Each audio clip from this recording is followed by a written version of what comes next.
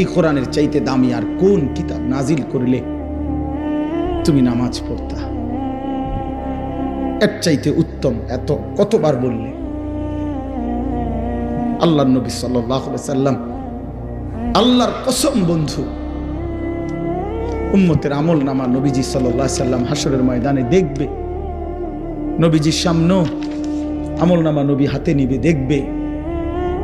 যখন আমল নামা হাতে নিয়ে দেখবে নবী, পৃষ্ঠার পর পৃষ্ঠা ফজরের নামাজ নাই, 5 ওয়াক্ত নামাজ নাই, হালাল রিজিক বলতে কিছু নাই, 30 বছর সুদের টাকা, ঘুষের টাকা, কিস্তির টাকা, 30 বছর ধরে নাচ গান, নাটক, সিনেমা, ঘরে টেলিভিশন, বাজারে টেলিভিশন, স্ত্রী বেপর্দা, ছেলেটা নামাজ পড়ে না, মেয়েটা পর্দা করে না, নিজে বিড়ি সিগারেটের মধ্যে আসক্ত, কারো নামাজ নাই, বন্দিগি নাই, কোরআনের তিলাওয়াত নাই।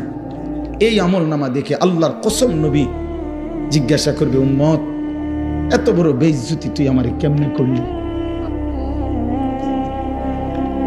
উম্মত আমার সামনে এটা তুই কি দিলি? তুমি কি জানো উম্মত, আমি 23টা বছর টানা তোর জন্য কেঁদেছিলাম উম্মত। আমি এমন কাঁদা কাঁদছি রে উম্মত তোদের জন্য, এশার নামাজের পরে দাঁড়াইছি, ফজরের আজান পর্যন্ত আমি আমার মালিকের কাছে তোদের জন্য, উম্মতের জন্য চোখের পানি ফেলে কাঁদছিলাম। আমার এত চোখের পানি তোর দিল গলাইতে পারলো না। আমি তায়েফের পাথরের আঘাতে আমার পিঠটা চালনির মতো ছিদ্র ছিদ্র হয়ে গেছে রক্তে। আমি বুকে পেটে 2টা পাথর বাঁধছি ক্ষুধার কষ্টে।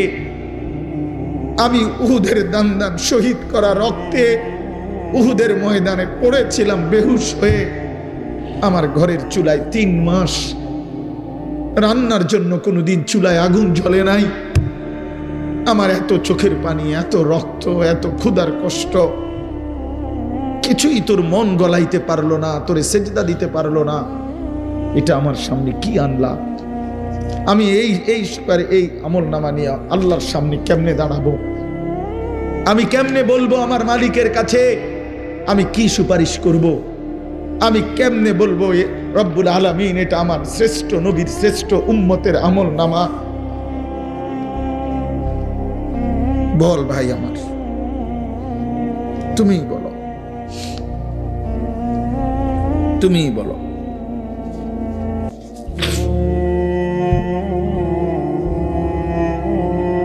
এত বিপুল পরিমাণ মুসলমান আমরা,